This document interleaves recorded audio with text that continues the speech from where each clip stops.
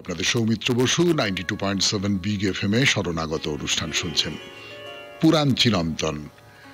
পাণ্ডু ওই শতশৃঙ্গবাসী যে ঋষিরা তাদের সঙ্গে যাচ্ছেন, ব্রহ্মলোকে যাবেন, এবং সঙ্গে তার দুই রানী আছেন। এখন আর রানী নন, এখন তো ব্রহ্মচারী। তো সেখানে যখন ওই শতশৃঙ্গবাসী ঋষিরা, তারাও আর শতশৃঙ্গবাসী নন, তারাও বেরিয়ে এসেছেন ব্রহ্মলোকে যাবার জন্য, খুব দুর্গম পথ। সেখানে পাণ্ডু এদের বলছেন যে মানুষ পৃথিবীতে 4 রকমের ঋণ নিয়ে পৃথিবীতে আসে। কি কি? একটা হচ্ছে পিতৃঋণ।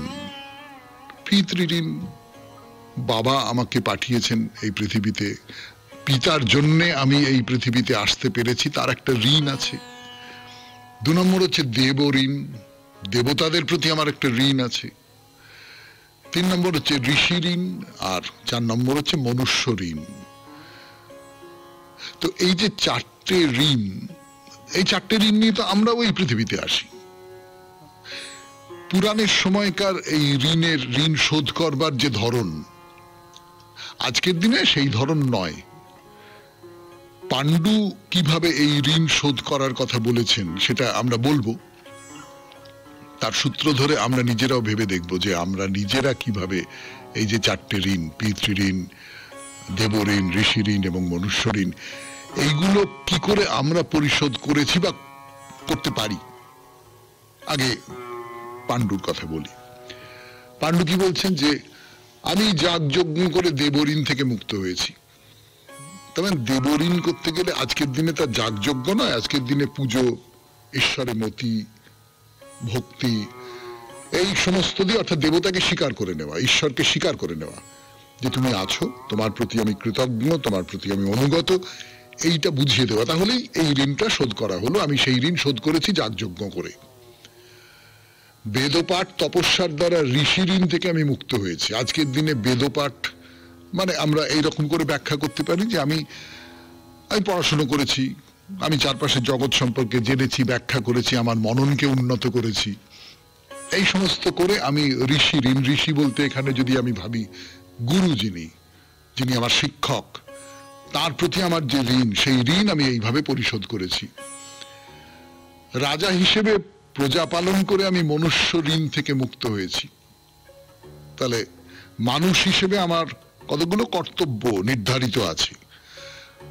একজন রাজা, তার কর্তব্য প্রজা পালন করা। আপনি একজন সামাজিক মানুষ, আপনার কতকগুলো কর্তব্য আছে। আমি একজন সামাজিক মানুষ, আমার কতকগুলো কর্তব্য আছে। পরিবার প্রতিপালন করা, আমি আমার যে পেশার জায়গা, সেই পেশার জায়গায় আমাকে ঠিক মতন কাজকর্ম করা, ইত্যাদি ইত্যাদি ইত্যাদি ইত্যাদি। তাহলে মনুষ্য ঋণ থেকেও পাণ্ডু মুক্ত। এইবারে পিতৃঋণ থেকে মুক্তি লাভের পথ আমাকে বলে দিয়ে যান। পুত্র উৎপাদন করতে না পারলে তো আমি পিতৃঋণ থেকে মুক্তি পাবো না। পুত্র উৎপাদন করলে বংশের ধারাটা প্রবাহিত থাকবে, এবং এই বংশের ধারাটা প্রবাহিত থাকলে তবেই আমি পিতৃঋণ থেকে মুক্ত হতে পারবো। এইটার উপায় বলে দিন। কিবিন্দম মুনির শাপে আমি তো কোনোভাবেই নারীর উপগত হতে পারবো না, তাহলেই আমার মৃত্যু হবে। তাহলে সেক্ষেত্রে আমার কি করা উচিত? তারপরে এই পুত্র লাভের জন্য পাণ্ডু সোজাসুজি বলছেন, পরামর্শ চাইছেন যে আচ্ছা, আমি যেমন আমার বাবা বিচিত্র বীর্যের পত্নীর গর্ভে ব্যাসের ঔরসে জন্মেছি, তেমনি আমার পত্নীদের গর্ভে পুত্র উৎপাদন করা যেতে পারে কি? দেখুন, প্রাচীনকালে এইটা ছিল যে পুরুষ যদি অক্ষম হন তাহলে তিনি অন্য কাউকে নিয়োগ করতে পারেন। এর উদাহরণ তো আমরা দেখেছি, মহাভারতে দেখেছি। কাজে এইটা পাণ্ডু বলছেন আমি এইটা করতে পারি, তাহলে আমি পিতৃঋণ থেকে মুক্ত হতে পারবো। 92.7 বিগ এফএম এ শরণাগত অনুষ্ঠানে শেষ হলো পুরাণ চিরন্তন আজকের মতো। এরপর গানের পর স্বামী বিবেকানন্দের রচনা থেকে পাঠ। রচনার নাম আত্মা কি অমর। আমি আছি আপনাদের সঙ্গে, আপনাদের সৌমিত্র বসু। নমস্কার নমস্কার নমস্কার নমস্কার নমস্কার নমস্কার আপনাদের সবাইকে নমস্কার জানাচ্ছে আপনাদের সৌমিত্র বসু। সবাইকে অজস্র শুভকামনা জানাচ্ছে, সবাইকে স্বাগত জানাচ্ছে আজকের এই শরণাগত অনুষ্ঠানে এবং সবাইকে শুভ সকাল জানাচ্ছে। শুভ হোক, শুভ হোক, সকলের শুভ হোক, সকলের মঙ্গল হোক, কল্যাণ হোক, ভালো হোক, ভালো হোক, ভালো হোক। এই যে নির্মম পৃথিবী, এই নির্মম পৃথিবীতে সবাই আমরা যেন ভালোভাবে থাকতে পারি, শান্তিতে আনন্দে সুখে থাকতে পারি।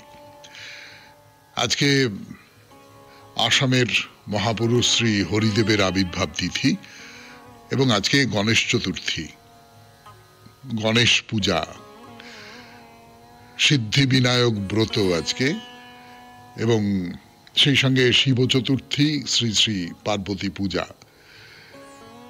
বেণীমাধবশীলের পঞ্জিকা অনুযায়ী আজকের দিনটার কথা বলি। আজকে 10ই ভাদ্র 1432, ইংরেজির 27শে আগস্ট 2025, বুধবার, চতুর্থী, আজ শুক্লপক্ষ। সূর্যোদয়ের সময় ভোর 5:20, সূর্যাস্তের সময় সন্ধে 5:59। নক্ষত্র হস্তা। আজকে জন্মে কন্যা রাশি, বৈশ্যবর্ণ, মতান্তরে শূদ্রবর্ণ, দেবগণ। দিনের বেলা 6:07 গতে রাক্ষসগণ। রাত্রি 7:16 গতে তুলা রাশি, শূদ্রবর্ণ, মতান্তরে ক্ষত্রিয় বর্ণ। আমাদের হোয়াটসঅ্যাপে চিঠি পাঠাবার নাম্বার 9831922927। চিঠির গোড়ায় অতি অবশ্যই SG লিখতে হবে। এবারে আজকের অনুষ্ঠান সম্পর্কে বলি। আজকের অনুষ্ঠানে প্রথমে পুরাণ চিরন্তন। পুরাণ চিরন্তনে একটা দুটো কথা বলবো, একটা দুটো কথা গণেশ দেব সম্পর্কে। আজকে গণেশ চতুর্থী তো, তারপরে চলে যাব পাণ্ডুর কথায়। পাণ্ডু, মহাভারতের পাণ্ডু। তারপরে স্বামী বিবেকানন্দের রচনা থেকে পাঠ। রচনার নাম আত্মা কি অমর। খানিকটা পড়েছিলাম, অল্প খানিকটা, সবে শুরু করেছি সেই প্রবন্ধ, আরো খানিকটা অংশ পড়ব।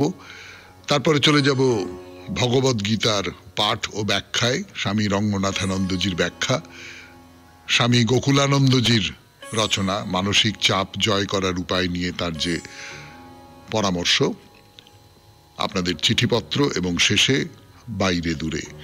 আমরা এখন কোচবিহারে আছি, বানেশ্বর মন্দির, সেইটা দর্শন করতে এসেছি আমরা। 92.7 বিগ FM এ শরণাগত অনুষ্ঠানে এখন গান, গানের পর পুরাণ চিরন্তন, গণেশ সম্পর্কে একটা দুটো কথা। আমি আছি আপনাদের সঙ্গে, আপনাদের সৌমিত্র বসু। ফিরে এলাম গানের পর 92.7 বিগ FM এ শরণাগত অনুষ্ঠানে গণেশের কথা। একটা দুটো কথা গণেশ সম্পর্কে, খুব বিস্তারিত বলবো না। আজকে গণেশ পূজা, তাকে এইভাবেই আমরা শরণাগত অনুষ্ঠানের মধ্যে দিয়ে পূজা করব, সেই জন্যই একটা দুটো কথা। গণেশের জন্মের বৃত্তান্ত আপনারা সকলে জানেন, যে পার্বতী স্নান করছিলেন, শিব তখন ছিলেন না। পার্বতী নিজের গায়ের ময়লা যা ওই স্নান করবার সময় উঠে এসেছে, সেইগুলো দিয়ে একটা পুতুল বানালেন, তাতে প্রাণ সঞ্চারিত হলো। এবার সেই যে জন্মালো, তাকে তিনি বললেন যে তুমি দরজায় দাঁড়িয়ে থাকো, আমি স্নান করছি, কেউ যেন না ঢোকে। শিব এসে ঢোকবার চেষ্টা করছেন, গণেশ তাকে আটকালেন, প্রচন্ড যুদ্ধ হলো, ইত্যাদি ইত্যাদি ইত্যাদি। সে সমস্ত গল্প তো আপনারা সকলে জানেন, অসাধারণ সমস্ত গল্প। এবং এই যে একটা জিনিস লক্ষ্য করে দেখবেন, যে পুত্রের হাতে পিতার পরাজয়, তখন রামায়ণে আছে না?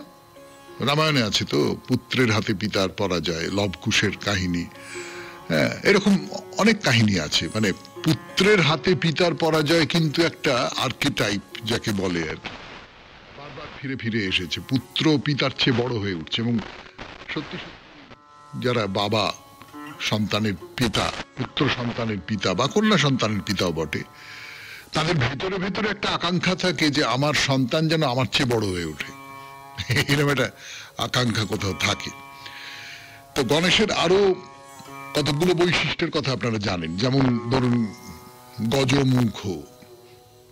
এই যে গজমুখ, এর কারণ হচ্ছে গজ, আপনারা জানেন যে গজ কিন্তু প্রাচীনকালে প্রজ্ঞা, জ্ঞান, এই সমস্ত প্রতীক।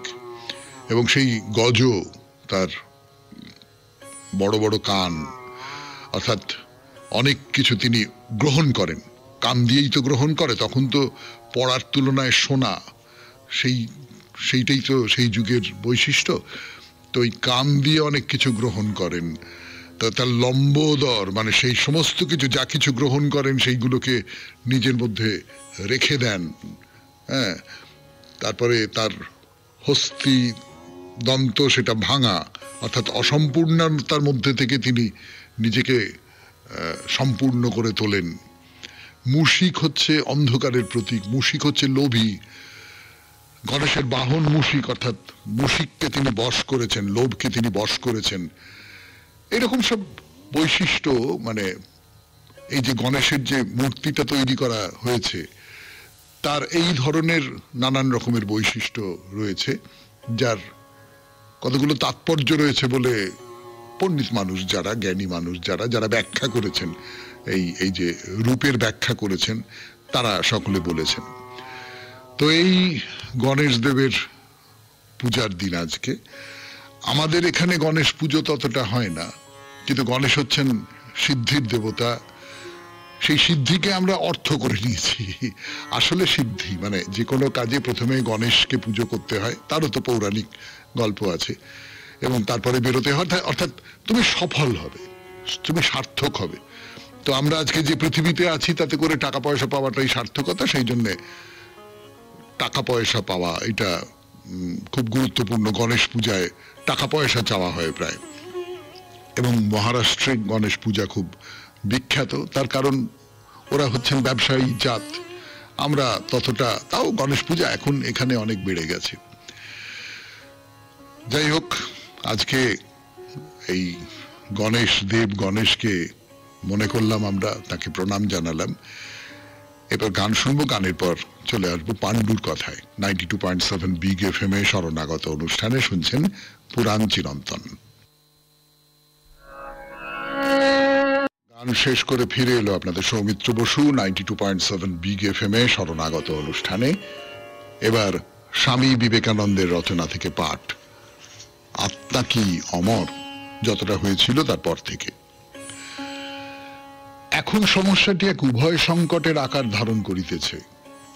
হয় বলো সমগ্র বিশ্ব এক সদা পরিবর্তনশীল জড় সমষ্টি ব্যতীত আর কিছুই নয়, ইহা কার্যকারণের অনিবার্য নিগড়ে চির আবদ্ধ, ইহার একটি কণিকারও কোনো স্বতন্ত্র সত্তা নাই, অথচ অচিন্তনীয় রূপে ইহার নিত্যত্ব ও মুক্তির এক অবিচ্ছেদ্য প্রহেলিকা সৃষ্টি করিয়া চলিয়াছে। অথবা বলো এই বিশ্ব ও আমাদের মধ্যে এমন কিছু আছে যাহা নিত্য এবং মুক্ত, ফলে ইহাই প্রতিপন্ন হয় মানুষের মনে নিত্যত্ব ও মুক্তি সম্বন্ধে যে স্বভাবসিদ্ধ মৌলিক বিশ্বাস রহিয়াছে তাহা প্রহেলিকা নয়। বিজ্ঞানের কর্তব্য হইল উচ্চতর সামান্যীকরণের সাহায্যে জাগতিক ঘটনাগুলি ব্যাখ্যা করা। সুতরাং কোন ব্যাখ্যাকালে যদি অপরাপর তথ্যের সহিত সামঞ্জস্য রক্ষার উদ্দেশ্যে ব্যাখ্যার জন্য উপস্থাপিত নতুন তথ্যের কিয়দংশ নষ্ট করিয়া ফেলা হয়, তবে ওই ব্যাখ্যা আর যাহা কিছুই হোক বিজ্ঞান নামধেয় হইতে পারে না।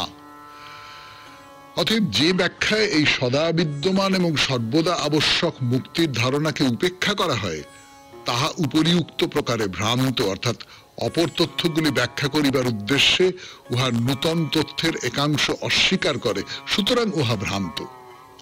অতএব আমাদের প্রকৃতির সহিত সামঞ্জস্য রাখিয়া একমাত্র অপর বিকল্পটি স্বীকার করা চলে, তাহা এই যে আমাদের মধ্যে এমন কিছু আছে যাহা মুক্ত ও নিত্য। কিন্তু তাহা শরীর নহে, মনও নহে। শরীর প্রতি মুহূর্তে মরিতেছে, মন নিয়ত পরিবর্তনশীল। শরীর একটি যৌগিক পদার্থ, মনও তাই। অতএব তাহারা কখনো পরিবর্তনশীলতার ঊর্ধ্বে উঠিতে পারে না।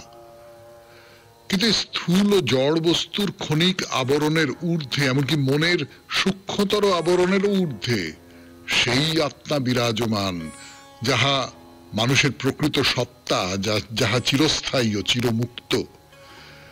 তাহারই মুক্ত স্বভাব মানুষের চিন্তা ও বস্তুর স্তরের মধ্য দিয়া অনুসৃত হইতেছে, এবং নামরূপে রঞ্জিত হওয়া সত্ত্বেও স্বীয় বন্ধনহীন অস্তিত্ব ঘোষণা করিতেছে।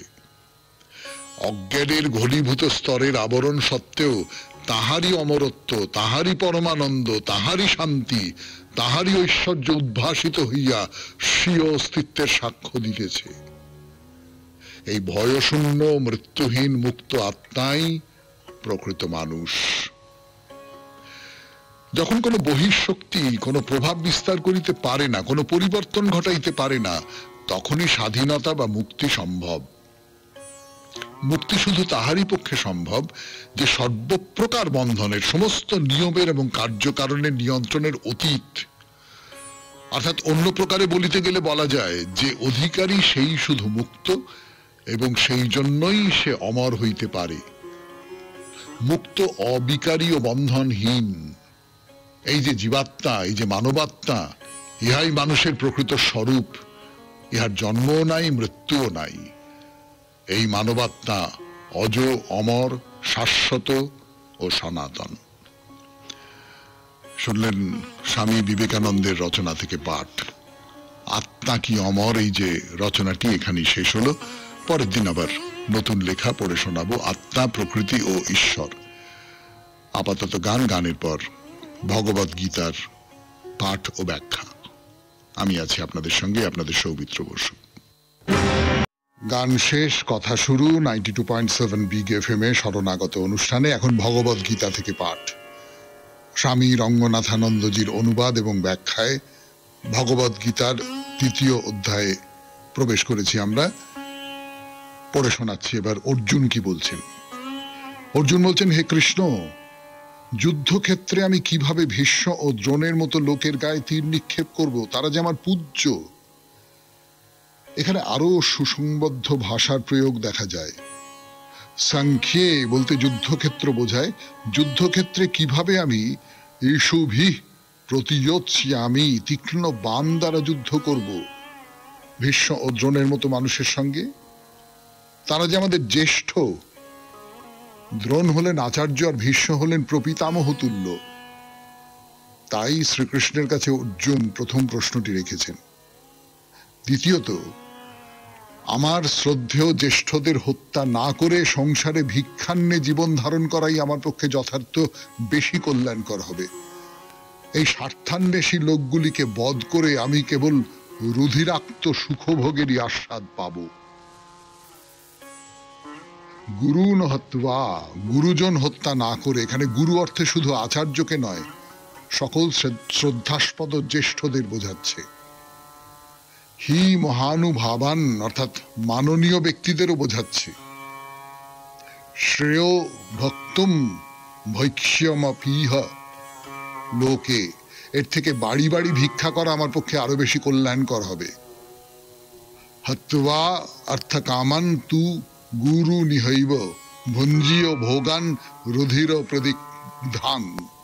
স্থূল সম্পদের প্রতি ধাবমান এই গুরুজনদের বধ করে যে অন্নই আমি মুখে দেব তা অবশ্যই রক্তাক্ত হবে।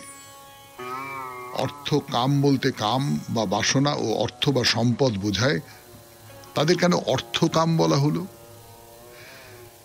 এই কথাটি মহাভারতের গোড়াকার একটি ঘটনাকে ইঙ্গিত করছে।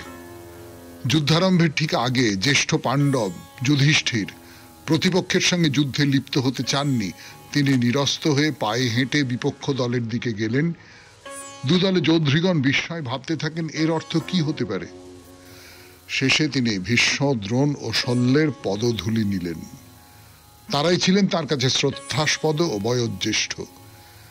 তিনি তাদের অনুরোধ করলেন তার পক্ষে আসতে অথবা নিরপেক্ষ হয়ে থাকতে। ভীষ্ম, দ্রোণ ও শল্য তিনজনেই এক বাক্যে উত্তর দিলেন, আমরা তোমার বিপক্ষে থেকে তোমার বিরুদ্ধেই যুদ্ধ করব। কিন্তু কেন? কারণ আমরা কৌরবদের কাছে, দুর্যোধনের কাছে কৃতজ্ঞতা পাশে আবদ্ধ। তিনি আমাদের বেতন দিচ্ছেন, অন্ন দিচ্ছেন, আমরা তার কাছে কৃতজ্ঞতা পাশে আবদ্ধ। তাই আমাদের পক্ষে তোমাকে সাহায্য করা সম্ভব নয়, তোমার বিরুদ্ধে আমাদের যুদ্ধ করতেই হবে। তারা তিনজনেই বলেছিলেন। মহাভারত ভীষ্ম পর্ব 35 নম্বর শ্লোক। এ ব্যাপারটি আদি পর্বের সঙ্গে জড়িত। যখন ভীষ্ম ছিলেন কৌরবদের অতিথি, দ্রোণও তাই। তবে তিনি বেতন পেতেন এবং একটি নিঃশুল্ক বাসস্থান ও ভাতাও পেতেন কৌরবদের কাছ থেকে। শুনছেন ভগবত গীতা থেকে পাঠ 92.7 বিগ এফএম এ শরণাগত অনুষ্ঠানে। আরো খানিকটা অংশ পড়ব, ফিরে আসছি গানের পর। ফিরে এলাম 92.7 বিগ এফএম এ শরণাগত অনুষ্ঠানে। যে এই যে ভীষ্ম, দ্রোণ, শল্য, এদের যুধিষ্ঠির বললেও এরা যুধিষ্ঠিরের পক্ষে যেতে পারছেন না বা নিরপেক্ষ থাকতেও পারছেন না, তার কারণ এরা দুর্যোধনের কাছে কৃতজ্ঞতার পাশে আবদ্ধ। তো সেই কৃতজ্ঞতাটা এমনি অতিথি, ভীষ্ম ছিলেন কৌরবদের অতিথি, দ্রোণও তাই, তিনি বেতন পেতেন এবং বাসস্থান পেতেন, তার জন্য কোনো ভাড়া দিতে হতো না। আজকাল যেমন বলা হয় রাজকর্মচারীকে বেতন ও তদতিরিক্ত ভাতা সহ নিয়োগ করা হচ্ছে, দ্রোণ তাই পেতেন, শল্য। তাই সবাইকে কৌরবেরা বেঁধে ফেলেছিল। গীতা ভীষ্ম পর্বের অন্তর্গত। উপরোক্ত শ্লোকটির অর্থ মানুষ অর্থের দাস, অর্থ কারো দাস নয়। ভাষাটি লক্ষ্য করো। ইতি সত্যম মহারাজ বদ্ধস্ত্যার্থেন কৌরবৈ। কৌরবেরা আমাদের বেঁধে ফেলেছে, তারা আমাদের বেতন ভাতা ইত্যাদি দিয়ে থাকে। আজও তা একইভাবে সত্য। আমরা যে বেতন পাই তাই আমাদের বেঁধে রেখেছে। যাদের কাছে আমরা চাকুরি করি তাদের প্রতি আমাদের আনুগত্য রয়েছে, আমরা অন্য কিছু করতে পারি না। কেন এমন হয়েছে? যেহেতু আমরা চাই ইন্দ্রিয় তৃপ্তি, খাদ্য, পানীয়, বাসস্থান, এইসব জিনিস, এসবই অর্থ সাপেক্ষ। যেহেতু এসব আমাদের চাই, আমাদের অর্থও চাই, তাই অধিকাংশ লোক অর্থের চাপের বশীভূত হয়। অর্জুন সেই বিশেষ অবস্থার কথাই উল্লেখ করেছেন। তারা অর্থকাম, তাদের বধ করে আমি কি পাবো? আমি তাদের রক্তরঞ্জিত যে খাদ্য পাবো তা আমি খেতে চাই না। আমি বরং দাঁড়ে দাঁড়ে ভিক্ষা করে যে অন্ন পাবো তাতেই ক্ষুণ্ণবৃত্তি করব। অর্জুনের মতে তা অনেক ভালো। তারপর আমাদের সামনে ধৃতরাষ্ট্রপুত্রগণ, কৌরবগণ সকলে যুদ্ধের জন্য প্রস্তুত হয়ে রয়েছে। আমরা বুঝতে পারছি না এই পরিস্থিতিতে কি করলে আমাদের সত্যই মঙ্গল হবে। না চৈতদ্বিদ্মা কাতরান্ন গরীয়। আমাদের পক্ষে সব থেকে অর্থপূর্ণ কল্যাণকর কি হবে আমি তো বুঝতে পারছি না। কোন কাজগুলির মধ্যে যদ্বা জয়েম, যদি বা নো জয়েয়ু, আমরা যুদ্ধ জয় করব অথবা আমাদের জয় করে নিতে ওদের সুযোগ দেব, এই দুটি প্রশ্নের বিষয়ে আমি সিদ্ধান্ত নিতে পারছি না। কি করলে আমাদের মঙ্গল তা আমি জানি না। ইয়ানেব হত্বা না জিজি বিশামা, যাদের বধ করে আমাদের বাঁচারই ইচ্ছা নেই।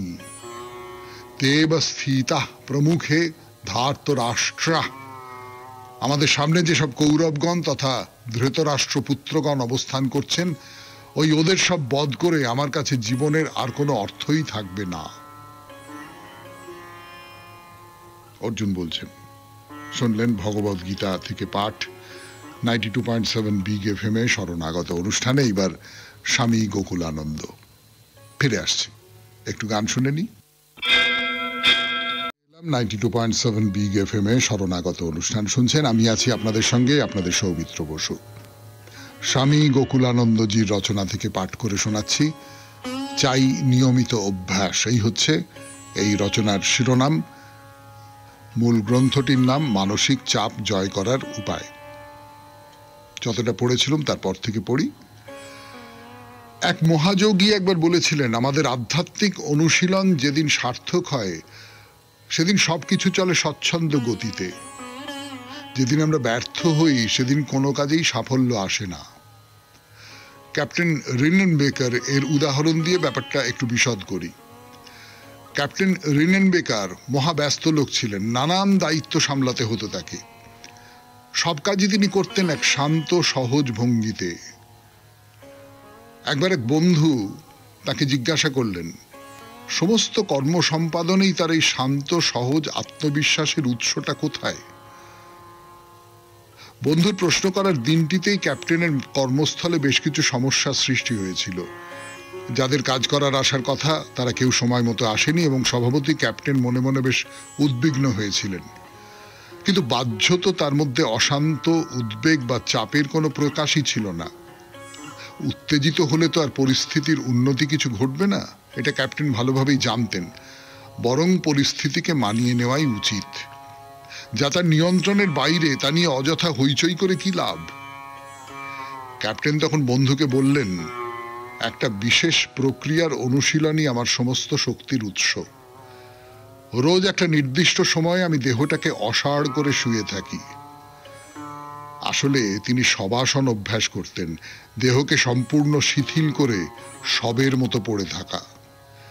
এই যোগাসন দিনে বেশ কয়েকবার অভ্যাস করতেন তিনি, আর এর থেকে উদ্ভূত হতো শক্তি যা তাকে এক অসাধারণ শান্ত সমাহিত জীবনযাপনের প্রেরণা যোগাত। ক্যাপ্টেন তার বন্ধুকে আরো বললেন, আমি আমার মন থেকে সমস্ত চাপ, হতাশা আর নৈরাশ্যকে বহিষ্কার করার চেষ্টা করি। এমনকি যদি কখনো ব্যর্থতা আসেও আমি তার ঊর্ধ্বে ওঠার চেষ্টা করি। এইভাবেই মানসিকভাবে মুক্তির আস্বাদ পাই আমি। শেষে আধ্যাত্মিক ভাবনায় নিজেকে ভরিয়ে তুলতে সচেষ্ট হই, দিনের অধিকাংশ সময়ই ঈশ্বর মুখীন হতে।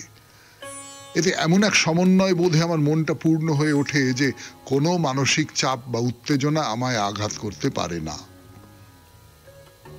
শুনলেন স্বামী গোকুলানন্দজির রচনা থেকে পাঠ 92.7 বিগ এফএম-এ শরণাগত অনুষ্ঠানে। এইবার চিঠিপত্র। ফিরে আসছি, একটু গান শুনে নি। 92.7 বিগ এফএম-এ শরণাগত অনুষ্ঠানে এইবার চিঠিপত্র। চিঠি পাঠিয়েছেন সব্যসাচী বন্দ্যোপাধ্যায়, আলমবাজার, কলকাতা 35 থেকে। পড়ে শোনাই সেই চিঠি।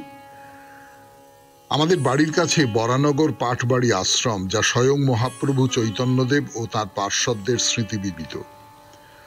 ছোটবেলায় বাবার সঙ্গে প্রায়ই সেখানে যেতাম। সেখানে বাস করতেন বেশ কয়েকজন বৈষ্ণব সাধক। মন্দিরের প্রশস্ত নাট মন্দিরের এক পাশে এমনই এক সাধক প্রতিদিন শ্রী চৈতন্যদেবের জীবনের নানা গল্প শোনাতেন। বেশ কজন পুরুষ মহিলার সঙ্গে আমরা ছোটরাও শুনতাম সেই গল্প।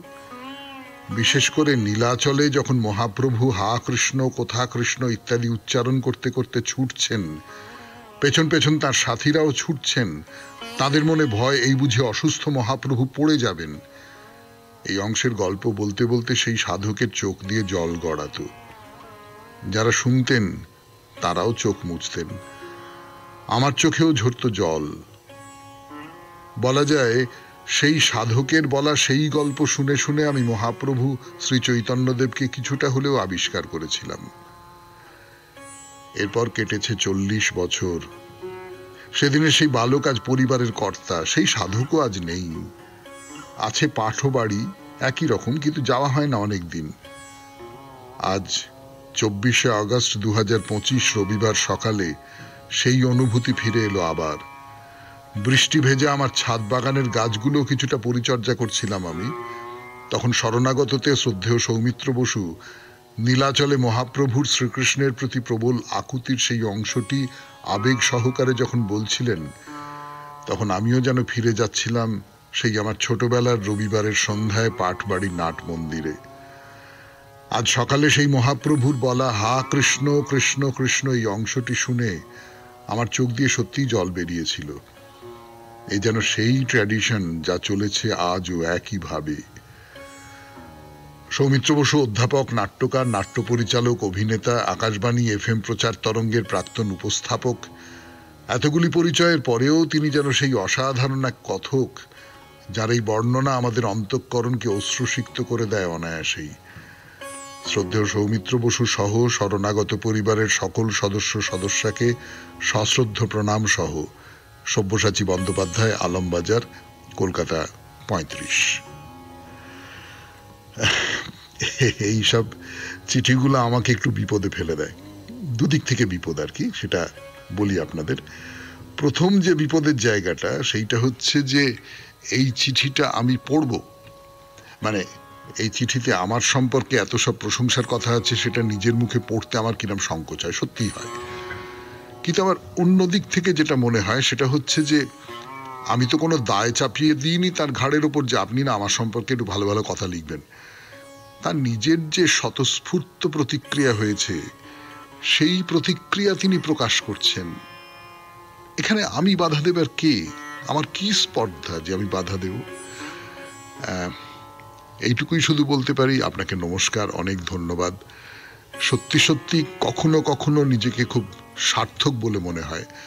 আপনার এই চিঠিটা পড়তে পড়তে আমার সেই রকম একটা কথা মনে হলো। এবারে বাইরে দূরে 92.7 বিগ এফএম এ শরণাগত অনুষ্ঠানে আমি আছি আপনাদের সঙ্গে, আপনাদের সৌমিত্র বসু। ফিরে আসছি গানের পর। আপনাদের সৌমিত্র বসু 92.7 বিগ এফএম এ শরণাগত অনুষ্ঠান শুনছেন। এখন বাইরে দূরে। বাইরে দূরে বানেশ্বর মন্দির দেখা হয়েছে। বানেশ্বর মন্দিরের ভেতরে যে বিগ্রহ দর্শন করা হয়েছে। এবারে বেরিয়ে আর একটা জায়গায় যাব, সেটা হচ্ছে এই সরোবরটা। আপনারা জানেন যে যে কোনো শিব মন্দিরের মধ্যে একটা সরোবর থাকবে, কেননা শিবের মাথায় তো জল ঢালতে হবে। শিবের মাথায় জল ঢালা ব্যাপারটা কি, সেটা আমরা মোটামুটিভাবে কলকাতা শহরের আশপাশে যারা থাকি, তারকেশ্বরের আশপাশে যারা থাকি, এবং আরো আরো অন্য অনেক জায়গাতেও নিশ্চয় আমরা খুব ভালো করে জানি যে ওই শ্রাবণ মাসে যে দলে দলে দলে দলে সব মানুষজন যান তারকেশ্বরে শিবের মাথায় জল ঢালবার জন্য, সে একটা বিপুল কাণ্ড হতে থাকে। এবং অন্তত এবছর আমি দেখলাম, এর আগে এরকমটা হয়েছে কিনা আমি জানি না, মানে অত খেয়াল করিনি হয়তো, কিন্তু এবছর আমি দেখলাম যে রথ টথ তৈরি করে সেই রথ চলেছে, তার সঙ্গে সঙ্গে ভক্তরা চলেছেন হই হই করতে করতে শিবের মাথায় জল ঢালবার জন্য। মানে ক্রমশই এই যে শিব ঠাকুরের মাথায় জল ঢালার যে এটা একটা উৎসবে পরিণত হচ্ছে, এবং সেই উৎসবের মধ্যে নানান রকম জাঁকজমক চলে আসছে। আমি খুব ভালো করে বলতে পারবো না যে এই জাঁকজমকটা পুজোর ক্ষেত্রে খুব অভিপ্রেত কিনা। এমনটা হতে পারে, আমার একটা বয়স হয়েছে, আমার সব কিছুকেই একটা একটু ব্যাকা চোখে দেখা অভ্যেস তৈরি হয়ে গেছে। কিন্তু এই যে রথ তৈরি করা হচ্ছে, গাড়ি করে যাওয়া হচ্ছে, এই পুরো ব্যাপারটা নিয়ে আমার ভেতরে ভেতরে কোথাও একটা অস্বস্তি তৈরি হয়। সেটা হয়তো অনভ্যাসের অস্বস্তি, তাও হতে পারে। তো যাই হোক, যে কথা বলছিলাম, কাছাকাছি যে সরোবরটা আছে বা পুকুর, যা কিছু বলুন না কেন, চারপাশটা বাঁধানো, একদম সুন্দর করে বাঁধানো, কিন্তু পুকুরের নামবার তেমন কোনো উপায় নেই। একেবারে ব্যারিকেড করে দেওয়া আছে, বেশ অনেকখানি জায়গা জুড়ে পুকুর। এবং আপনি তো এটা স্বীকার করবেন যে আপনি যদি একটা পুকুরের সামনে বা একটা সরোবরের সামনে, একটা জলাশয়ের সামনে আসেন, তাহলে আপনার মনটা ভালো হয়ে যায়, তাই তো? সেই রকমটাই তো হয়। মানে জলাশয় মানে একটা বিস্তার, সামনে অনেকখানি জল, তার উপরে গাছপালা, বাড়িঘর, আপনি জলের একটা ঠান্ডা আছে, এই সমস্তটা নিয়ে কিন্তু জলাশয়ের একটা অধিকার আছে আপনার মন ভালো করে দেওয়ার, তাই না? আমার এরকম মনে হয়। তো সেই জলাশয়ের আর একটা বৈশিষ্ট্য আছে। এই পুকুর বলি বা সরোবর বলি, যা কিছু বলি না কেন, এর জলে বেশ অনেকগুলো কচ্ছপ বাস করে। কচ্ছপ, তাদের একসঙ্গে তাদের বলা হয় মোহন, এবং আপনি পাড় থেকে তাদের দেখতে পাবেন। শুনছেন বানেশ্বর মন্দিরের কথা, কোচবিহারের বানেশ্বর মন্দির, 92.7 বিগ এফএম এ শরণাগত অনুষ্ঠানে। এই মন্দির নিয়ে আরো কথা বলবার জন্য আপনাদের সৌমিত্র বসু ফিরে আসছে। তার আগে একটু গান। ঘাটের কাছে যদি একটু নেমে যান, যতটা পারেন আর কি, নেমে গেলেন, নেমে গিয়ে আপনি দেখুন যে ওই পাড়ে সব কচ্ছপেরা রয়েছে। তাদের একটু খাবার টাবার ছুঁড়ে দিলে তারা এসে খায়, তখন একটু জলের ওপর ভুস করে ভেসে ওঠে, বা তাদের পিঠটা দেখা যায়, তাদের সুঁড়টা দেখা যায়, এরকম দেখা যায়। তো সেই কচ্ছপেরা, এবং এরা কিন্তু বেশ বিরল জাতির কচ্ছপ। মানে এই কচ্ছপ আমরা যেরকম আশপাশে দেখি টেখি ইত্যাদি ইত্যাদি হয়, সেই রকমটা নয়। এই ধরনের কচ্ছপ ক্রমশ বিলুপ্ত হয়ে যাচ্ছে, এবং এইখানে এই যে বানেশ্বর মন্দিরের যে সরোবরে, সেইখানে তাদের সংরক্ষণ করে রাখা হয়। এবং পুকুরের ধারে এই কচ্ছপদের প্রতিপালন করা হয়, তাদের প্রজননে সাহায্য করবার জন্য নানান রকম ব্যবস্থা আছে। তো একটা আলাদা রকমের যত্নের মনোভাব এই কচ্ছপদের সম্পর্কে রয়েছে। তার একটা কারণ তো নিশ্চয়ই এই যে এরা খুব বিরল জাতের কচ্ছপ, এবং আর একটা কারণ সেটা হচ্ছে যে এদের সঙ্গে এই যে মন্দির দেবতা তাদের খুব ঘনিষ্ঠ সম্পর্ক আছে। তো মূল মন্দিরটা তো দেখা হলো, এবারে পাশেই আর একটা মন্দির আছে, তুলনায় ছোট মন্দির, সেইটা দেখা যাক। সেখানে তো নিশ্চয়ই লিঙ্গ আছে, মহাদেবের মূর্তি আছে, এবং তার সঙ্গে সঙ্গে অন্য দেবদেবীদের মূর্তিও আছে। আগে মন্দিরটা বাইরে থেকে ভালো করে দেখি। এটিও একেবারে ধপধপে সাদা রঙের মন্দির। মন্দিরের বাইরে একটা নিচু পাঁচিল দেওয়া রয়েছে, সেও ওই সাদা রঙের, এবং ওই যেটা হয় না, দুটো পাঁচিলের মাঝখানে একটুখানি ফাঁক, কোনো গেট টেট নেই, একটা পাঁচিল চলে গেছে আর একটা পাঁচিল চলে গেছে, মাঝখানটা একটা ফাঁক, সেইটাই হচ্ছে দরজা। সেইখানে মন্দিরের ভেতরে যে ছোট্ট চত্বর, সেইখানে প্রবেশ করা যায়। একতলা মন্দির, 3টে তোরণ আছে, এবং এক একটা মন্দিরে এরকম অনেকগুলো তোরণ থাকে, তো বলা বাহুল্য মাঝখানটা দিয়ে আপনাকে ভেতরে প্রবেশ করতে হবে। মন্দিরের যে উঠোন, সেইখানে একটা ত্রিশূল রাখা আছে, এবং সেই ত্রিশূলটা দেখে আপনি বুঝতে পারবেন যে এইটা শিবের মন্দির, বা অন্তত শিব এখানে প্রধান দেবতা। এই মন্দিরও লোহার গেট দিয়ে আড়াল করা। সামনে একটা উঁচু বেদির মতন রয়েছে, টেবিলের মতন রয়েছে, সেখানে দুটো বড় বড় কাঁসার থালা রাখা আছে। পাশে একটা ফলক লাগানো রয়েছে, তাতে লাল করে লেখা প্রণামী বাক্স। এরপর আমরা ঘরের মধ্যে ঢুকবো, কিন্তু সেটা আজকে আর হবে না, আজকে আর সময় নেই। আজকের মতো শেষ করেই শরণাগত। আমাদের হোয়াটসঅ্যাপে চিঠি পাঠাবার নাম্বার 9831922927। চিঠির গোড়ায় অতি অবশ্যই SG লিখতে হবে। কবিতা দিয়ে শেষ করা, তাই তো? রবীন্দ্রনাথের কবিতা। কবিতার নাম প্রণাম। অর্থ কিছু বুঝি নাই, কুড়ায় পেয়েছি কবে জানি, নানা বর্ণে চিত্র করা বিচিত্রের নর্ম বাঁশিখানি যাত্রাপথে। সে প্রত্যুষে প্রদোষের আলো অন্ধকার, প্রথম মিলনক্ষণে দোহে পেল পুলক দোহার রক্ত অবগুণ্ঠন ছায়ায়। মহামৌন পারাবারে প্রভাতের বাণী বন্যা চঞ্চলি মিলিল শতধারে, তুলিল হিল্লোল দোল। কত যাত্রী গেল কত পথে, দুর্লভ ধনের লাগি অভ্রভেদী দুর্গম পর্বতে দুস্তর সাগর উত্তরিয়া।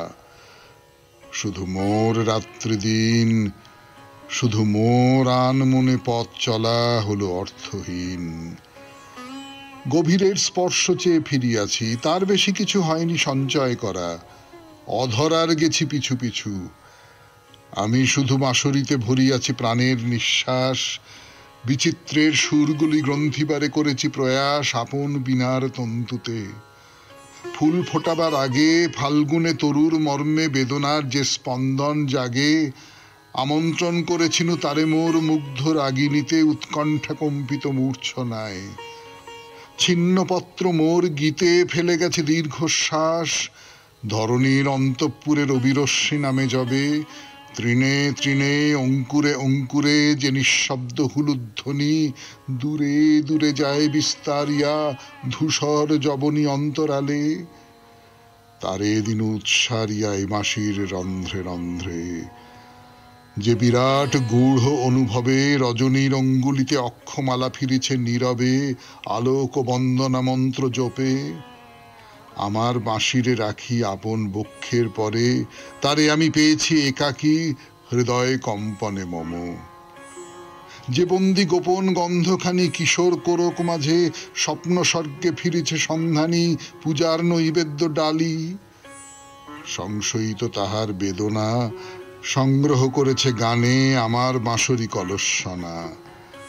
চেতনা সিন্ধুর ক্ষুব্ধ তরঙ্গের মৃদঙ্গ গর্জনে নটরাজ করে নৃত্য।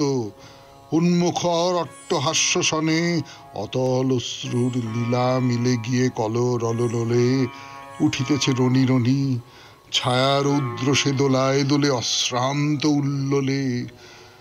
আমি তীরে বসি তারি রুদ্র তালে গান বেঁধে লোভিয়াছি আপন ছন্দের অন্তরালে অনন্তের আনন্দ বেদনা। নিখিলের অনুভূতি সঙ্গীত সাধনা মাঝে রচিয়াছে অসংখ্য আকুতি এই গীতিপথ প্রান্তে। হে মানব, তোমার মন্দিরে দিনান্তে এসেছি আমি, নিশীথের নৈশব্দের তীরে আরতির সান্ধ্যক্ষণে। একের চরণে রাখিলাম বিচিত্রের মর্মবাসী, এই মোর রহিল প্রণাম। খুব ভালো থাকবেন, আনন্দে থাকবেন। নমস্কার। আপনাদের সৌমিত্র বসু 92.7 বিগ এফএম এ শরণাগত অনুষ্ঠান শুনছেন। পুরাণ চিরন্তন। পাণ্ডু ওই শতশৃঙ্গবাসী যে ঋষিরা তাদের সঙ্গে যাচ্ছেন, ব্রহ্মলোকে যাবেন, এবং সঙ্গে তার দুই রানী আছেন। এখন আর রানী নন, এখন তো ব্রহ্মচারী। তো সেখানে যখন ওই শতশৃঙ্গবাসী ঋষিরা, তারাও আর শতশৃঙ্গবাসী নন, তারাও বেরিয়ে এসেছেন ব্রহ্মলোকে যাবার জন্য, খুব দুর্গম পথ। সেখানে পাণ্ডু এদের বলছেন যে মানুষ পৃথিবীতে 4 রকমের ঋণ নিয়ে পৃথিবীতে আসে। কি কি? একটা হচ্ছে পিতৃঋণ। পিতৃঋণ, বাবা আমাকে পাঠিয়েছেন এই পৃথিবীতে, পিতার জন্যে আমি এই পৃথিবীতে আসতে পেরেছি, তার একটা ঋণ আছে। 2 নম্বর হচ্ছে দেব ঋণ, দেবতাদের প্রতি আমার একটা ঋণ আছে। 3 নম্বর হচ্ছে ঋষি ঋণ, আর 4 নম্বর হচ্ছে মনুষ্য ঋণ।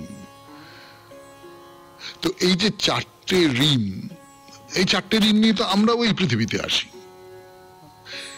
পুরাণের সময়কার এই ঋণ শোধ করবার যে ধরন, আজকের দিনে সেই ধরন নয়। পাণ্ডু কিভাবে এই ঋণ শোধ করার কথা বলেছেন সেটা আমরা বলবো। তার সূত্র ধরে আমরা নিজেরাও ভেবে দেখব যে আমরা নিজেরা কিভাবে এই যে 4টে ঋণ, পিতৃঋণ, দেব ঋণ, ঋষি ঋণ এবং মনুষ্য ঋণ, এইগুলো কি করে আমরা পরিশোধ করেছি বা করতে পারি। আগে পাণ্ডুর কথা বলি। পাণ্ডু কি বলছেন যে আমি যাগযজ্ঞ করে দেবঋণ থেকে মুক্ত হয়েছি।